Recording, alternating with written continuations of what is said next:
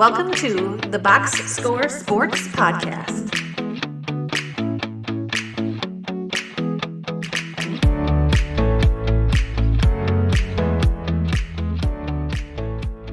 But before we talk about the playoffs, we got to talk about the NBA lottery because the lottery draft happened Monday night, and I'll tell you the story. I was actually going down to Green Bay to play basketball, and one of my friends texted me like OMG Dallas, and I knew the lottery was that night. And I'm like, what happened in Dallas? What did Dallas do again? Like I thought something dumb happened. I had no idea they had a chance to win the lottery. And my first reaction was, of course they won the lottery. After I found out, what was your first reaction to finding out that the Dallas Mavericks won? Similar. Like, come on. Like, no way. 1.8%, and we're just the number one pick. And same thing, I was driving, so I had it on my phone. And you didn't know it was Dallas at first, but when you see that two teams have jumped up, then I was kind of happy because I'm like, oh, dude, the Sixers aren't going to get their pick. Yeah. Which, hating on the Sixers. But I was like, oh, that's great. And then I'm like, the Sixers jumped up too. But it's hard to believe, again, Dallas, not again that they won the lottery, but again, in the circumstances we can talk about that Dallas ends up as the first pick. Yeah. Give us some of those circumstances. Why is this so unbelievable, Clint? Tell me why this is so unbelievable. So you and I were texting a little bit after. It's like apparently what you need to do is just trade your best player to the Lakers, and then you get the first pick.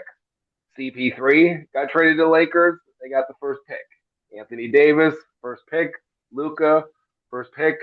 I know it sounds, a little conspiracy theorist, like, hey, I'm real. But sometimes I try not to do that, but I'm like, dude, come on. This is just ridiculous. It's too, I feel like it's almost too obvious, right? Not to be rigged. It's like I'm with you. I don't like conspiracy theories. I don't like to say that the NBA is rigged. It'd be hard to watch. But the one thing I would look at and say, okay, well, if you're going to rig anything in the NBA, it would be the lottery, right? Because you're not really, it's not really like hurting anyone as far as competitively in game to game. But you're like, okay, Luca. I just don't know. Like, I guess the only argument against it would have been, what if Dallas would have made the playoffs, right? If Kyrie doesn't get hurt, they're not going to get the number one pick, right? But it blows my mind that after that Luca trade and Nico getting all that rightfully so criticism thrown at his way for what he got for Luca, then he gets the number one pick. That way, they're in 15 years when people forget the moment, they'll be like, oh, he got the number one overall pick and Anthony Davis for which ended up being Cooper Flag for Luca. That actually isn't that bad. That's what's going to happen. And all of us who were there at the time was like, no, it's going to be like, no, they froze the envelope. They made the envelope cold. I'm not just kidding. I'm just kidding. Just past reference. Yeah. And I think that's what the NBA struggles with because you have instances in the past, like going back to, I think that was the 85 lottery with Patrick Ewing. Yep. Like, okay, we weren't very much a conspiracy culture at that time, but it came about. And then you had the reffing stuff at the end of the 90s, early 2000s that they kind of tried to sweep under the rug that there was only one bad ref and the rest was fine and everything kind of disappeared. So then you lead down this chain and you probably listened to podcasts or heard stuff, reporters that are in there, it's impossible to do. And every time someone says that, I said, you're probably right? Like you said, probably not rigged.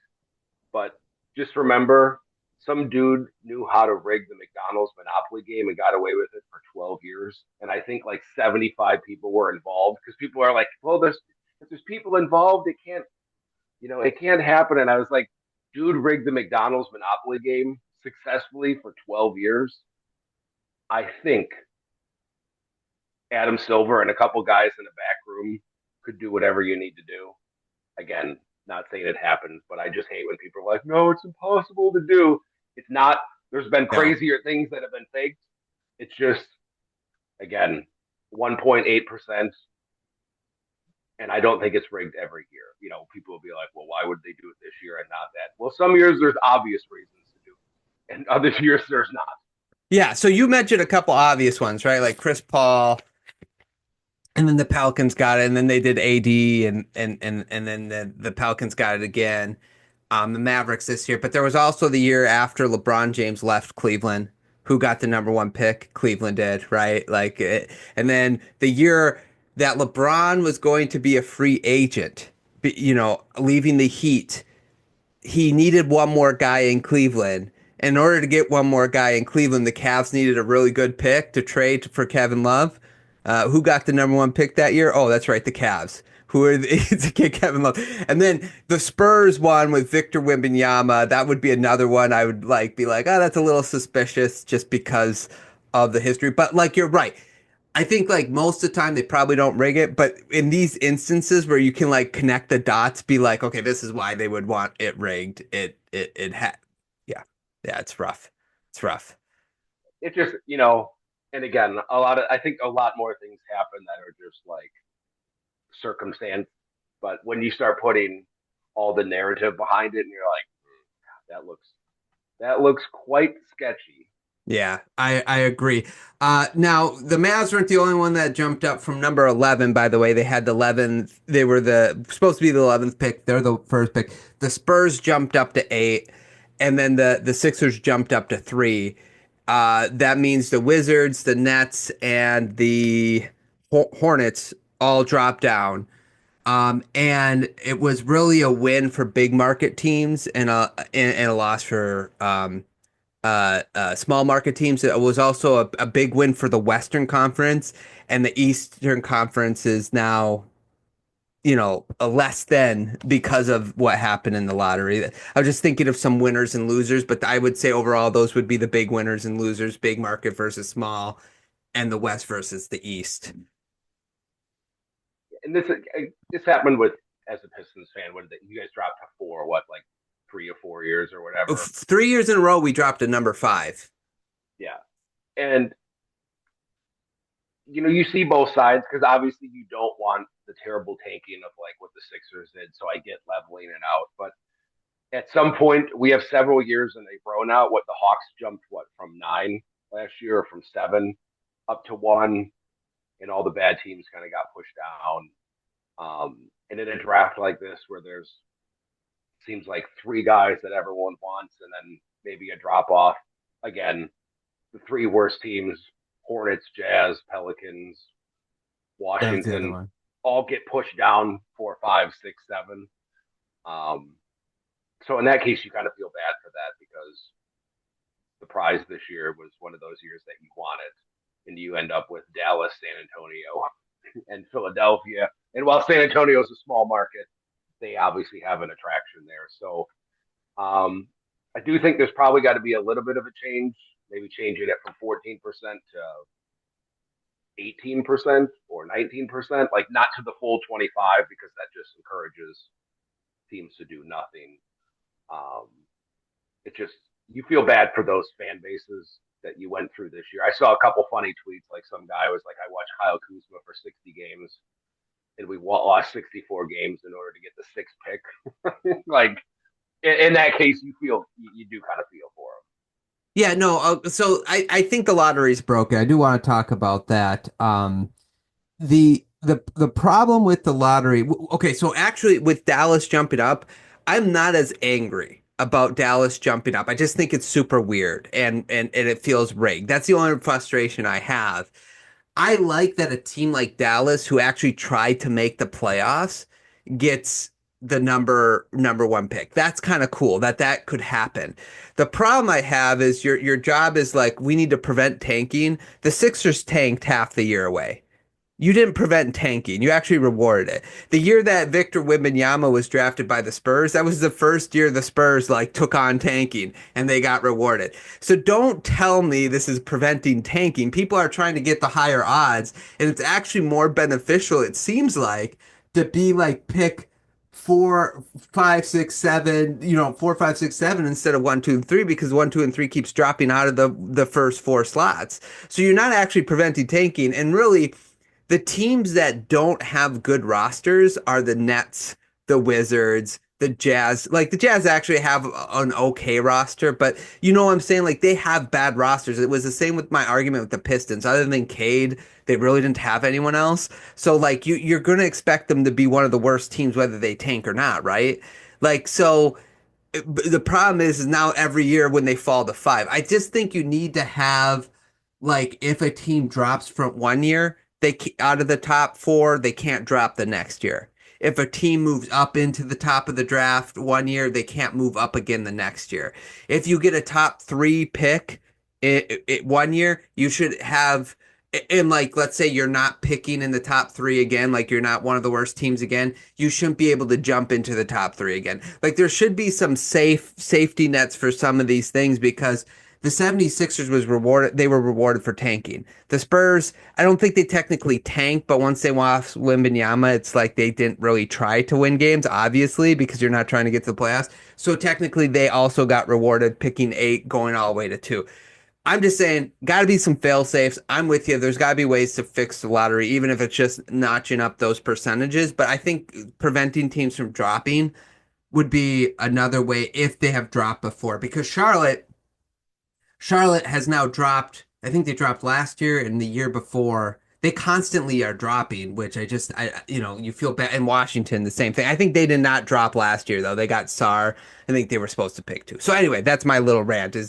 That's how I would fix it. I would just put fail safe so that this can't happen all the time to the bad teams because otherwise you're going to have these teams that have no talent and then they go into the next year. Guess what? The only way they build is through the draft. These small market teams, they're going to continue to have no talent. Like they need the top end talent of the draft. Yeah, and I think you seen it for a couple of years now. You lose the impact of the play-in. Like the play-in worked for a couple of years. I still think it's generally a success. But Yeah. like if you watch the lottery the last couple of years and you're like, wow, do we want to make the play-in or we just want to be 11? Right? And now a couple bounces and suddenly we have a top four pick.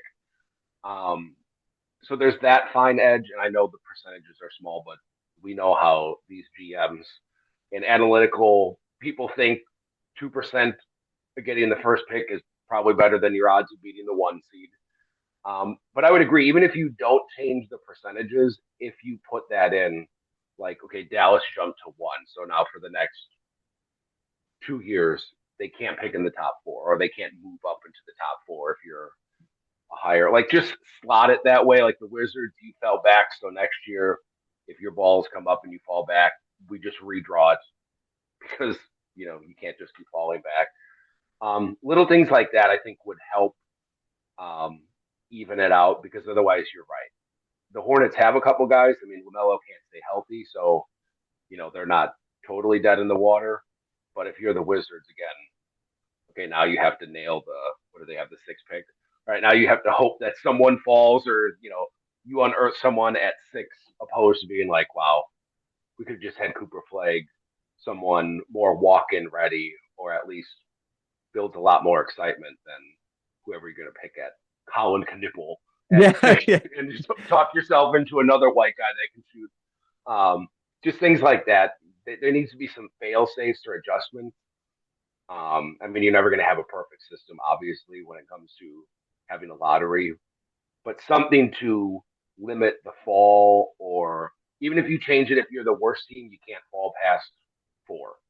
Mm. Or if you're second worst, you can't. Even if you did the top four, can't fall past four. They can move in order. Just little things like that to make sure you don't have a parade of 11 this year and what 7, 8, or 9 last year moved up to the number one pick. Yeah, and part of it is it's because these teams, if they keep falling, they just can't get franchise changing players. You can get good role players, but like I just look at the Pistons, for example, right? Like if they would have been a top three pick 2 years in a row, they might not have been a disaster for the next 3 years. But the part of the reason why they are a disaster, other than coaching and maybe some of the roster fit, was they got Cade. And then it's like, well, you kind of need two guys, right? You need two guys to build around. And then they drop to 5. You get Ivy. Ivy's fine, but he's going to take some time. Okay, then you get a Star. A Star is a project. Now you get Holland. He's a project. When you get to the picking like 4, 5, 6 range, you're picking like upside players at that point. And it's not like usually every draft is like a 3-player draft, right? So like I just think preventing teams from dropping in consecutive years could help the system out, something like that. But I think we could talk a little bit more about like fixing the draft at a different time. But I just thought it's kind of crazy. Do you have any winners or losers out of the draft other than like the? Thanks so much for watching this clip of the Box Score Sports podcast. I hope you guys enjoyed. If you haven't yet, please subscribe to our channel. Follow us on Instagram and Twitter or X. And we'll talk to you guys real soon. See ya.